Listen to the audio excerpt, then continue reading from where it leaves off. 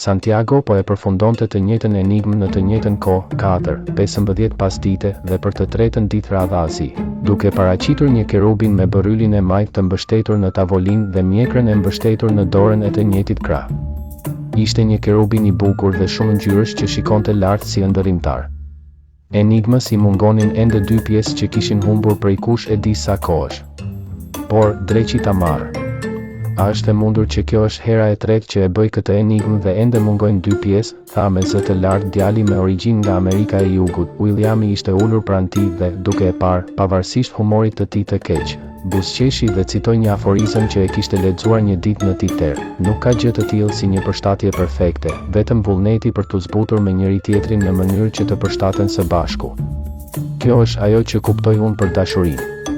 Santiago u kthye, e pa në sy dhe u përgjigj me një buzëqeshje: a finite?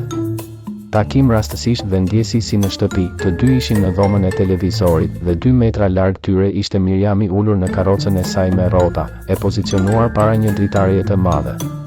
Ishte një ditë me re dhe për këtë arsye ajo mbrëmje vjeshte kishte mbërritur edhe para perëndimit të diellit, të një dielli që nuk ishte parë kurrë më parë. Gruaja e ulur atje, duke shikuar në hapësirën përtej dritares, këtë herë tha diçka që kishte kuptim. Një aforizëm nga Pablo Neruda: ne jemi bërë nga e njëjta substancë si ëndrat. Do të doja të isha një re e bardhë në një qiell të pafund, të ndiqja kudo dhe të duaja çdo moment. Nëse je një ëndër, mos u zgjo mua. 2 të rinjt shikuan njëri tjetrin me habi, u ngritën dhe ndoqën Miriamin për të parë edhe ata qiellin e errët e të parëndësishëm. Shefi ynë i madh quhet Z. White dhe do të na pres në dhomën e terapisë me dritë pas 2 ditësh, tha përsëri gruaja me zë të ulët. Atëherë do të shpjegoj me qetësi, sonte pas darkës, në dhomën time, i tha William Santiagos me një vështrim serioz. I riu me origjinë nga Amerika e Jugut, gjithashtu me një vështrim serioz, pohoi me kokë. Ndërkohë, infermierja Kristina kaloi dhe i shikoi e hutuar. Elisës nuk i kishte pëlqyer performanca e Matias në kitar në dhomën e televizorit një ditë më parë. Por asaj i pëlqente shumë i riu. Ata po hanin në kafenen e institutit, të ulur në një tavolinë 3 metra larg, përballë njëri tjetrit. Vajza vazhdoi ta shikonte.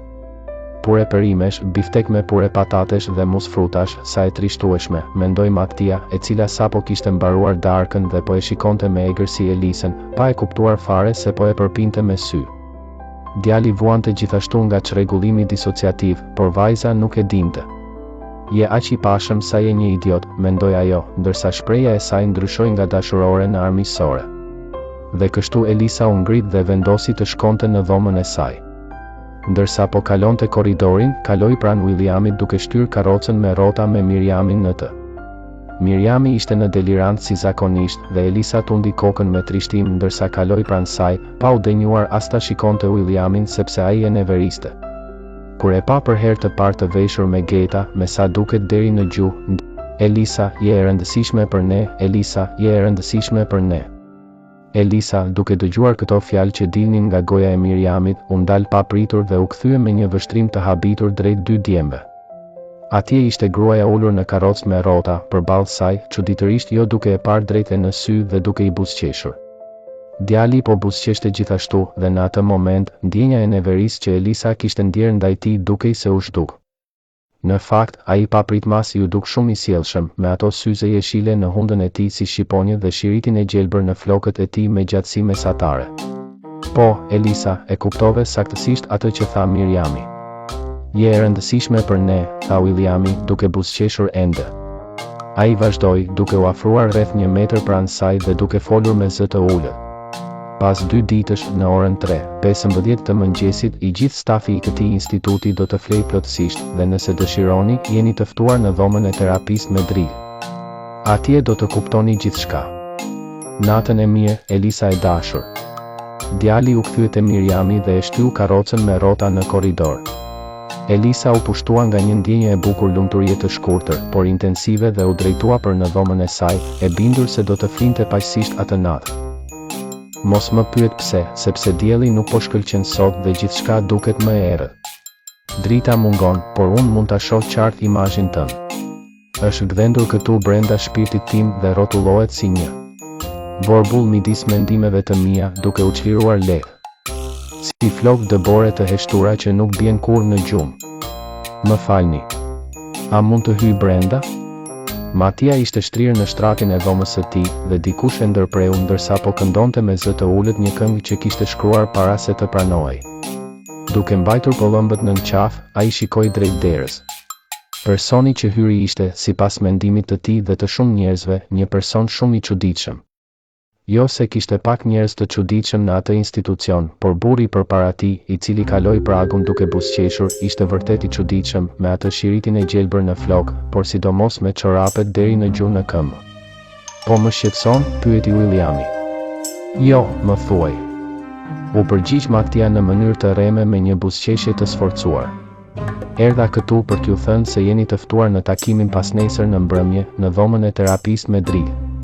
Është një takim i rëndësishëm. Ne të dy, Miriami, Elisa dhe Santiago, do të kemi misione të rëndësishme për të përmbushur jashtë kësaj strehe. Ky djalë është vërtet budalla, mendoi Matia, dhe përsëri tha në mënyrë të rreme po, duke tundur kokën dhe duke thënë. Tani, të lutem, nëse mund të shkosh, sepse jam i lodhur dhe dua të fle. William, i sigurt për miratimin e tij, doli nga dhoma duke i buzëqeshur. Dhe nata erdhi, e zezë si një mak, dhe ra pa pritur. Duke mbuluar mëkatet dhe njerimet e institutit Merini. Matia po flinte thellë dhe ëndërronte. Ai ishte në një klasë, ulur në një bankë të vogël kopshti. Por ai ishte një burr i rritur dhe shokët e tij të klasës ishin fëmijë, por ai nuk mund t'i njihte. Një burr që dukej më shumë si një shkencëtar se sa një mësues hyri në klasë. Ai kishte flokë të errët, pak të thinjur dhe një fytyrë të ruar pastër, të qeshur. Ai mbante syze me lente blu dhe vetullat e trasha dhe të errëta mund të shiheshin. Ai u ndal para derasës së zezë dhe Matia pa një mori shkronjash të gjelbra dhe karaktere alfanumerike që zbrisnin nga lart. Mësuesi, i cili dukej si shkencëtar, u kthye nga derasa e zezë dhe krijoi, mbi rrjedhën zbritëse të shkronjave dhe numrave të gjelbër, ato që dukeshin si ekuacione. Ai lëvizi vetëm njërën dorë drejt derasës së zezë, sikur të dirigjonte një orkestër, ndërsa tjetrën e kishte në xhep. 4G3, 3-2, G2, 8-6. 4G2, 3G4, 2G2. 4G8, 3G8, 4G8. 7G80, 4G. 7G4G80. 11G8. G8 11. Matia, i cili gjithmonë kishte vështirësi në mësimin e ekuacioneve në shkollën e mesme, ishte në gjendje t'i kuptonte ato në mënyrë të përsosur dhe të gjente përgjigjen e saktë me lehtësi. Pa pritmas, burri u kthye nga ai dhe tha, duke buzëqeshur. Përshëndetje Matia, unë jam zë White dhe do t'ju presim në dhomën e terapisë me dritë pas nesër në mbrëmje. Kemi nevojë për ju. I riu u zgjua me një të dridhur, i djersitur. Ai u ngrit për të pirë një pikë ujë dhe shikoi nga dritarja, duke vënë re një qiell të kaltër të kthjellët në sfondin e një hëne shumë të ndritshme. Ishte drita e parë e hënës.